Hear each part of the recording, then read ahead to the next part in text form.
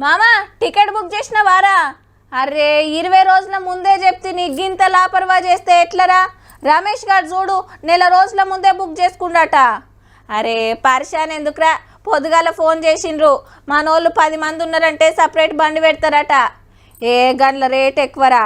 ఏంది గంత దూరం కూర్చొని పోవాలనా? కారు కడితే ఆస్తులు అడుగుతారా? ఇంతకు అసలు ముచ్చట ఏందో చెప్పలేదు కదా, గీ వార్త చూస్తే క్లియర్గా తెలుస్తుంది. Secunderabad rail station full, MGBS bus station full, private బస్సులు ఫుల్లు. హగో ఇప్పుడేం పండుగలే లేవాయే, గింతగనం దేనికి పోతుర్రు అంటారా? ఆంధ్రలా ఓట్ల జాతరకు ఆడసుత సోమవారం నాడే ఏలుకు ఇంకంటిచ్చేది. మళ్ళా ఎమ్మెల్యే ఎంపీ రెండోట్లుండే.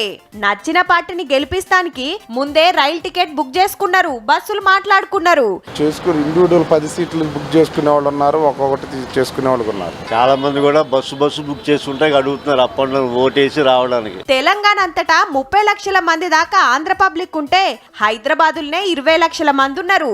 మొన్న మన అసెంబ్లీకి ఓటేసిండ్రు కూడా. ఆడ కూడా ఓటక్కుంది కాబట్టి ఇప్పుడు అటు ఓతురు అన్నట్టు.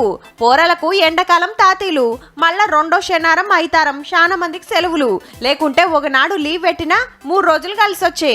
సొంతూరుకి పోయినట్టుంటది, ఓటేసినట్టుంటది, పిల్లలు ఎంజాయ్ చేసినట్టుంటదని చాలా మంది సొంతూరుకు లైన్లు కడుతురు. స్పెషల్ బస్సులు రైళ్లు నడుస్తున్నాయి డిమాండ్ పెరిగే వరకు. దక్షిణ మధ్య ఇప్పటికి 900 ట్రైన్ సర్వీసెస్ ఆల్రెడీ అనౌన్స్ చేయడం జరిగింది. ఇవి not only with in the 2 Telugu states, ఇంకా వేరే రాష్ట్రాలకు వెళ్ళాలనుకున్నా కూడా. లీడర్లు ఏమన్నా తక్కువనా?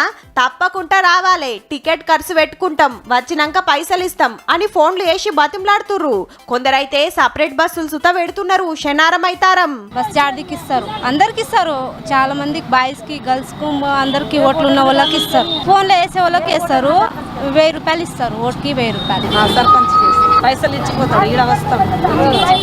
సొంత రాష్ట్రానికి పోవుడు మంచిగానే ఉన్నది గాని మొన్న వీళ్ళ ఓట్లు పడ్డోళ్ళకే ఇప్పుడు పెద్ద పరిశాన్ పట్టుకుంది పో.